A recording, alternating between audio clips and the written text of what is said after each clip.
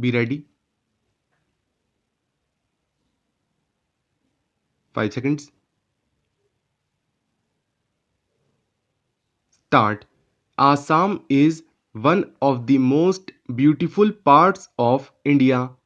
Here we have the biggest river and sprawling mountains, green fields, and big dense forests. All these go to make this part of the country beautiful, but they also make communications difficult. We are trying and we hope we shall succeed in maintaining the beauty and at the same time improving the communications. The Communications Ministry has under contemplation the opening up here of a number of post offices and telegraph offices. It is also supposed to have landing grounds for aircraft in convenient places where other means of communication cannot be opened. When the partition came more than 50 years ago, the country was in a very difficult position regarding food. We were importing a huge quantity of food grains from foreign countries.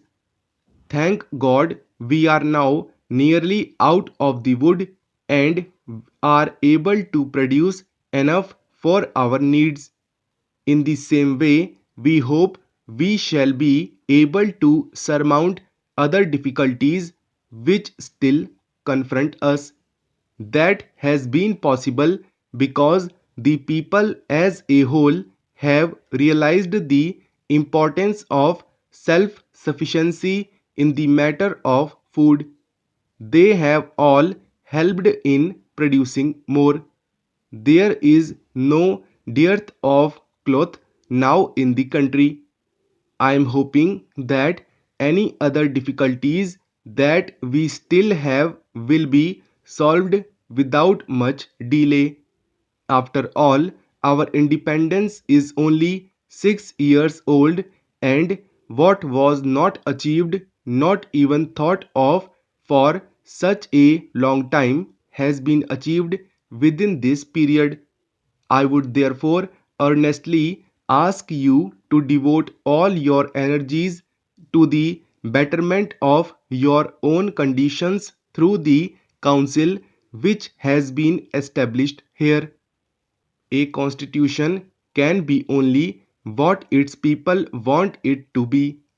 If you make good use of the constitutional provisions, you will find they are good enough for you. You may rest assured that the Government of India and the Government of Assam will be ready to give you such assistance and help as you need. We know the difficulties which you have to face, and the Government of India have been trying to help you. The opportunities that you have now got are of great value. They place your destinies in your own hands, and we are ready to give you such assistance as you require. This position has not been earlier when India was not free. You have mentioned the services of the missionaries. I am glad to be able to bear testimony to the very good work that the missionaries have been doing in various parts of the country. I have before this borne testimony to this fact on several occasions. I am therefore not surprised that you have spoken so highly of them. I would only suggest most respectfully one consideration for them. All of us, whether Christians or non Christians, appreciate their services. But as Mahatma Gandhi used to say, we would have appreciated their services all the more if they had not been conditioned by one thing and rendered purely out of love for you and not with a view to conversion. but that is a point which they have to consider. Our Gita tells us that our objective should be to serve, leaving the results in God's hands. It tells us not to hanker for results but only to serve. If the service had been rendered in that spirit, it would have been still more welcome. Our Constitution pledges itself to give freedom to every individual in the country to have any faith he likes. A Christian is a dear to India as a Hindu or a Muslim or a follower of any other religion.